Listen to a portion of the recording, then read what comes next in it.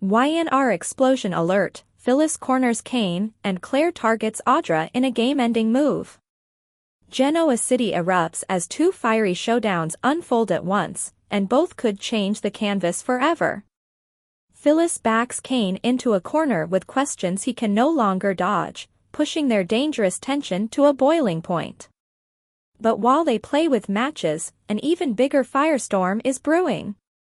Across town, Claire reaches her breaking point and makes a bold, calculated move to finally rid herself of Audra once and for all. With Nikki's blessing and her own future on the line, Claire sets a plan in motion that could expose lies, shatter alliances, and drag dark secrets out of the shadows. Secrets are cracking, tempers are flaring, and someone is about to lose everything, but who? This is the moment where every rivalry snaps into high gear, and one bad decision could blow up multiple lives. Welcome to Celebrity Gossip 24 Hours, where the drama unfolds and the stories captivate. Join us as we delve into the intriguing world of Young and the Restless, revealing the untold tales and hidden truths behind the headlines.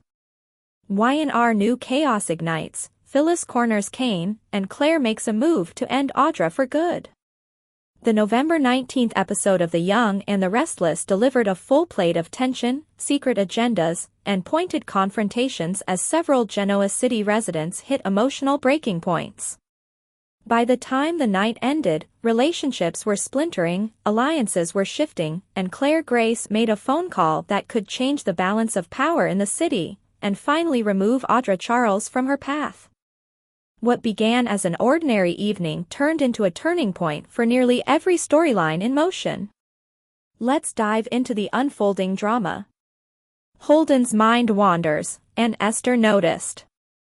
Morning begins at Crimson Lights, where Holden can't help but drift into a pleasant memory of his steamy rendezvous with Claire.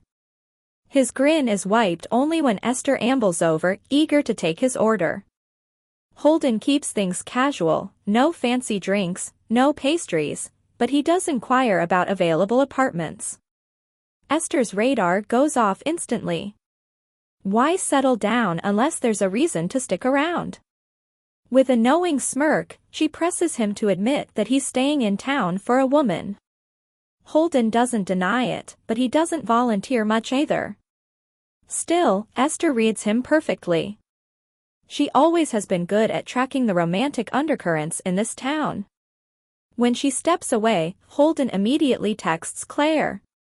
He doesn't play games, he wants to see her, and he wants her to know it. Nikki opens the door for Claire's next move. At the Newman Ranch, Claire confides in Nikki, who continues her unofficial but steadfast role as grandmother and mentor. Claire explains she's separated herself from Kyle while trying to rebuild her sense of independence, and now Holden has unexpectedly pulled her into a different direction. Nikki encourages her. Not every relationship is meant to be permanent, some simply teach you who you are. Claire laughs, acknowledging that Holden is fun, spontaneous, and undeniably attractive. And right now, that's exactly what she wants. When a message from Holden pops up, Claire can't hold back her smile. Nikki catches the look instantly. The two women share a candid conversation about romantic baggage, impulsive choices, and the fine art of trusting one's instincts. Nikki suggests that Claire embrace the moment and stop overthinking the dynamics between Holden and Kyle. If fate keeps pointing you toward Holden, Nikki says, there's probably a reason. Those words matter, because by the end of the night, Claire acts on them. Lily unravels, and she takes everyone down with her. Meanwhile, at the Genoa City Athletic Club, Lily steps into a minefield, and she steps right on it. Kane and Phyllis are trying to keep things light after their recent intoxicating night together, but Lily's sudden arrival ruins their ease. She claims she's just grabbing forgotten earbuds, but her quick glance at them suggests she's pieced together exactly what happened. Lily isn't subtle. She jabs, she needles, and she throws out a sarcastic quip about Kane and Phyllis having dessert upstairs before wandering down for soufflé. Phyllis doesn't appreciate the tone, and Kane doesn't appreciate the implication. What begins as awkward quickly sharpens into hostile.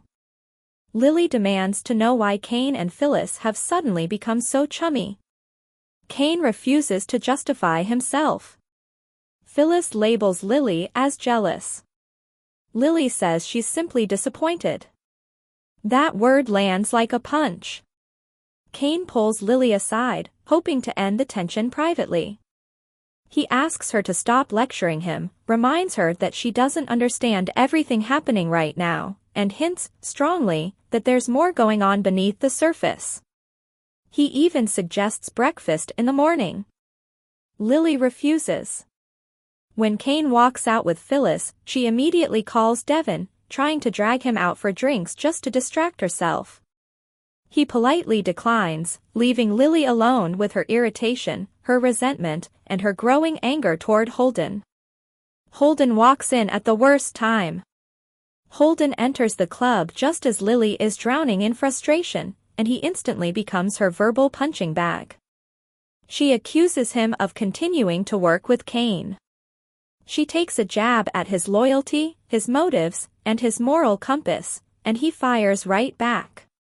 Their argument escalates until Lily drops a bomb. Kane's company, Erupts, is failing, and soon he'll be forced to dismantle everything he's built. Holden freezes. He had no idea. Before he can push Lily for details, Audra waltzes in like she's been waiting for her cue. She smirks at Holden's shaken expression, she loves seeing him off balance, and Lily slips out, leaving the two former partners to trade veiled threats. Audra suggests Holden has more to lose than he thinks. Holden reminds her that their shared past includes a dangerous secret neither wants out in the open. But Audra being Audra, she hints that Claire deserves to know every dirty detail. Holden warns her, if she talks, everything blows up. But Audra has never been one to back down. Phyllis and Kane, trust, temptation, and decoding motives. Later, Phyllis and Kane sit outside Crimson Lights, attempting to discuss their situation, whatever that may be. Their chemistry simmers beneath every line, but so does a thick layer of mistrust. Phyllis, playful but sharp, challenges Kane to admit what he really wanted that night. Was he seducing her, or scouting her laptop? To prove a point, she even recites one of her passwords, daring him to show whether he wants access to her or access to her files. Kane denies any ulterior motive.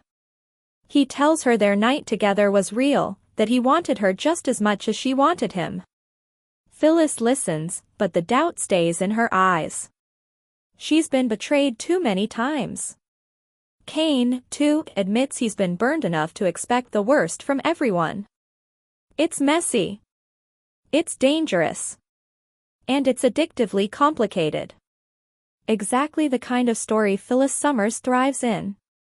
The night explodes, Audra is losing control, and Claire finally snaps. Back at the ranch, Claire admits to Nikki that Audra is the reason she hasn't been able to think clearly about either Kyle or Holden. Audra has inserted herself into every corner of Claire's life, business, romance, family, and the woman is exhausting. Nikki tells her, you don't owe anyone a distraction-free life. Focus on yourself. Downstairs at the club, Audra corners Holden again, continuing to pressure him about their past. The two exchange loaded statements, about secrets, about guilt, about the kind of mistake that can destroy reputations. Audra hints she might spill everything. Holden warns her she'd be signing both their professional death certificates. She doesn't care. When Claire arrives moments later and spots Audra hovering, her face hardens. She remembers all the ways Audra has sabotaged her. All the manipulation. All the interference. All the trouble. And Claire is finally done playing nice. She steps aside, pulls out her phone, and calls Billy Abbott. Her voice is steady. Controlled. Cold. She tells him she has information on Audra Charles, something serious, something explosive, and she wants him and Sally to hear it before anyone else.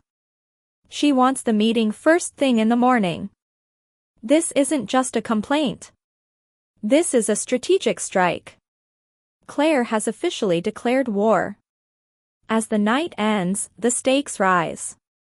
The episode closes with Kane doubling down on his insistence that he didn't sleep with Phyllis for access to her tech, Claire preparing to drop a bomb on Audra, Lily spiraling into anger-fueled recklessness, and Holden realizing his secrets are one spark away from detonation.